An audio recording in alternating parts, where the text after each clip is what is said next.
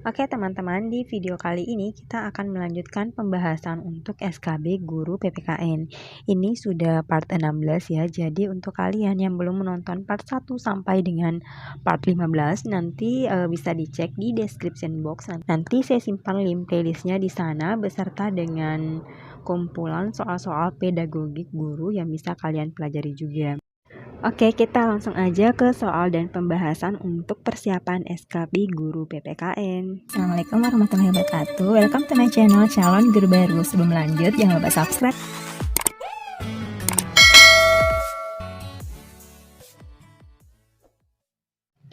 Soal nomor 1, salah satu faktor eksternal penyebab pelanggaran HAM adalah apakah yang A. Sikap egois yang tinggi, B. Penyalahgunaan teknologi, C. Minimnya kesenjangan sosial dan teknologi, D. Pembagian kekuasaan yang tegas dan jelas, atau yang E. Tegasnya aparat penegak hukum. Nah, jadi yang tepat untuk soal nomor 1 yang merupakan faktor eksternal dari kelima choice ini adalah yang B ya, yaitu penyalahgunaan teknologi. Nah, jadi HAM atau hak asasi manusia adalah hak yang melekat dalam diri tiap manusia yang dibawa sejak lahir ke dunia dan berlaku sepanjang hidupnya, serta tidak dapat diganggu-gugat oleh siapapun karena hak itu bersifat kodrati yang diberikan oleh Tuhan Yang Maha Esa pada setiap manusia tanpa terkecuali. Meskipun demikian, sampai saat ini masih banyak terjadi kasus pelanggaran HAM baik di Indonesia maupun di dunia. Pelanggaran HAM yang terjadi bisa berupa pelanggaran HAM berat maupun pelanggaran HAM ringan sekalipun. Tentunya ada beberapa faktor yang dapat menyebabkan terjadinya pelanggaran HAM tersebut, baik dari faktor internal maupun faktor eksternal. Nah, adapun faktor internal dari pelanggaran HAM ini adalah suatu faktor yang berasal dari keadaan dan kondisi pelaku pelanggar HAM itu sendiri. Sedangkan faktor eksternal merupakan faktor yang berasal dari kondisi negara, aturan hukum, hingga lingkungan sekitar.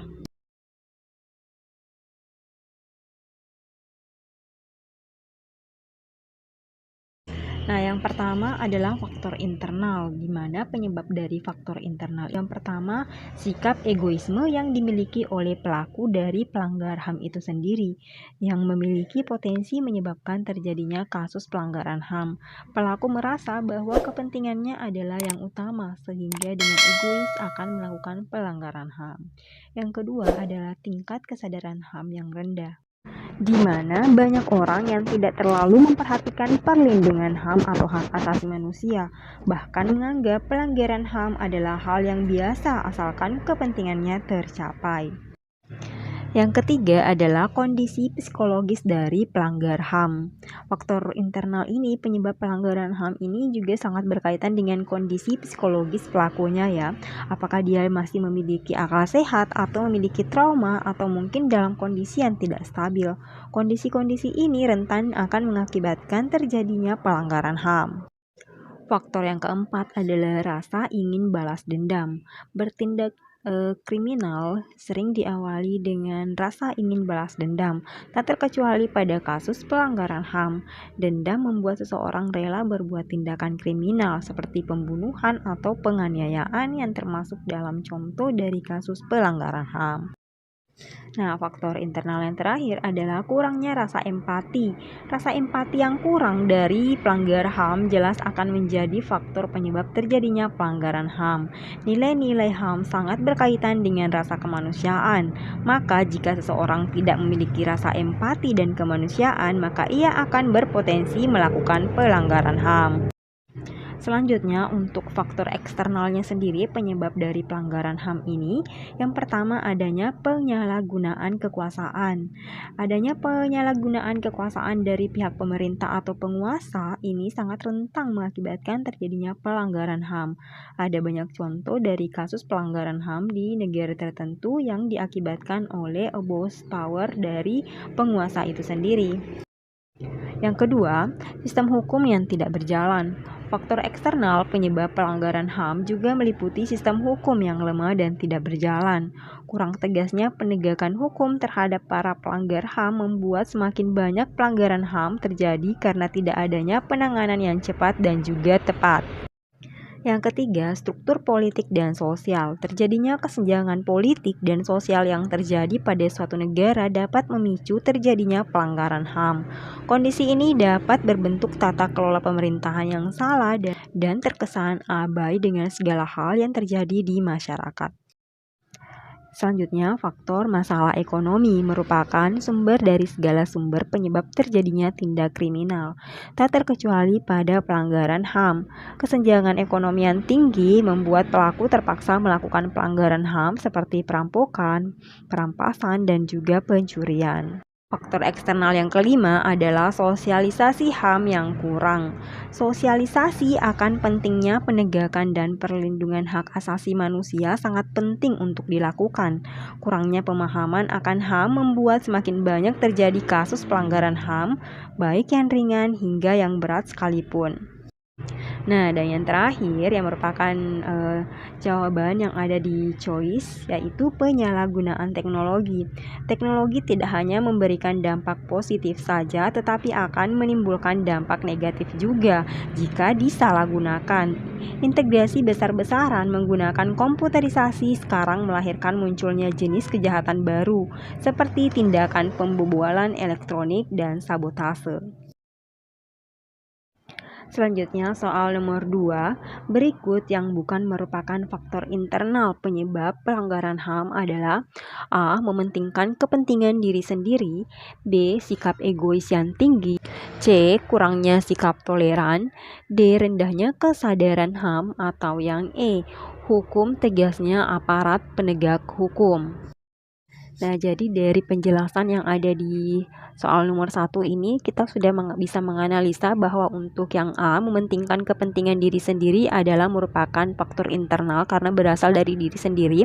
Begitupun untuk sikap egois yang tinggi, kurangnya sikap toleran, dan yang D, rendahnya kesadaran HAM juga merupakan faktor internal dari adanya pelanggaran HAM itu sendiri. Jadi tentu saja dari kelima choice ini yang tepat adalah yang E, hukum tegasnya aparat penegak hukum. Karena yang E ini bukanlah merupakan faktor dari dalam atau internal, karena yang ditanyakan soal adalah yang bukan ya. Lanjut ke soal berikutnya. Dalam kasus Tanjung Priok terjadi pelanggaran HAM yang berat berupa apakah A. Pengiriman tenaga kerja wanita secara paksa, B. Perbudakan ke negeri asing, C. Penangkapan dan penahanan sewenang-wenang, D. Kelalaian pemberian layanan kesehatan, atau yang E. Pencemaran tanah dan juga udara. Jadi dari kelima choice ini yang tepat pada terjadinya kasus Tanjung Priok ini terjadi pelanggaran HAM berat yaitu yang C, penangkapan dan penahanan sewenang-wenang. Jadi pada peristiwa Tanjung Priok merupakan peristiwa pelanggaran HAM berat masa lalu yang di dalamnya ada pembunuhan secara kilat, penangkapan dan penahanan sewenang-wenang, penyiksaan dan juga penghilangan orang secara paksa. Peristiwa Tanjung Priok adalah peristiwa kerusuhan yang terjadi pada 12 September 1984 di Tanjung Priok, Jakarta yang mengakibatkan sejumlah korban tewas dan luka-luka serta sejumlah gedung rusak terbakar. Sekelompok massa melakukan defile sambil merusak sejumlah gedung dan akhirnya bentrok dengan aparat yang kemudian menembaki mereka. Sedikitnya 9 orang tewas terbakar dalam kerusuhan tersebut dan 24 orang tewas oleh tindakan aparat. Selanjutnya soal nomor 4. Berikut ini bukan merupakan tindakan pencegahan yang dapat dilakukan untuk mengatasi berbagai kasus pelanggaran HAM, yaitu A. Menjatuhkan hukuman bagi orang yang melakukan pelanggaran terhadap HAM. B. Menyebarluaskan prinsip-prinsip HAM kepada masyarakat. C. Peningkatan pengawasan dari masyarakat dan lembaga-lembaga politik terhadap setiap upaya penegakan HAM yang dilakukan oleh pemerintah. D.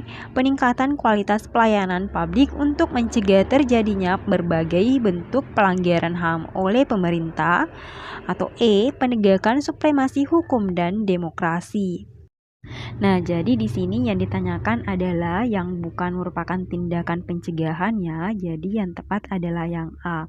Menjatuhkan hukuman bagi orang yang melakukan pelanggaran terhadap HAM. Karena choice A ini menjatuhkan hukuman adalah tindakan setelah pelanggaran HAM terjadi, jadi bukan merupakan tindakan pencegahan. Nah, jadi adapun tindakan pencegahan yang dapat dilakukan untuk mengatasi berbagai kasus pelanggaran HAM, yang pertama adalah penegakan supremasi hukum dan demokrasi. Yang kedua, peningkatan kualitas pelayanan publik untuk mencegah terjadinya berbagai bentuk pelanggaran HAM oleh pemerintah. Yang ketiga, peningkatan pengawasan dari masyarakat dan lembaga-lembaga politik terhadap setiap upaya penegakan HAM yang dilakukan oleh pemerintah. Dan yang terakhir, penyebarluasan prinsip-prinsip HAM kepada masyarakat melalui lembaga pendidikan formal, misalnya sekolah atau perguruan tinggi maupun non-formal, misalnya kegiatan-kegiatan keagamaan dan juga kursus-kursus. Lanjut ke soal nomor 5, ini merupakan soal terakhir, jadi kalian jangan lupa untuk nonton juga part 1 sampai dengan part 15, nanti linknya saya simpan di description box. Begitupun dengan kemampuan pedagogi guru, juga ada beberapa part yang bisa kalian pelajari juga, nanti linknya saya simpan di description box juga. Oke, soal nomor 5, berikut yang bukan merupakan hak asasi manusia adalah apakah A. By right, B. Property right, C. Personal right, D. Procedural right, atau yang E. Political right. Nah, jadi dari kelima choice ini yang bukan merupakan hak asasi manusia adalah tentu saja yang A. By right.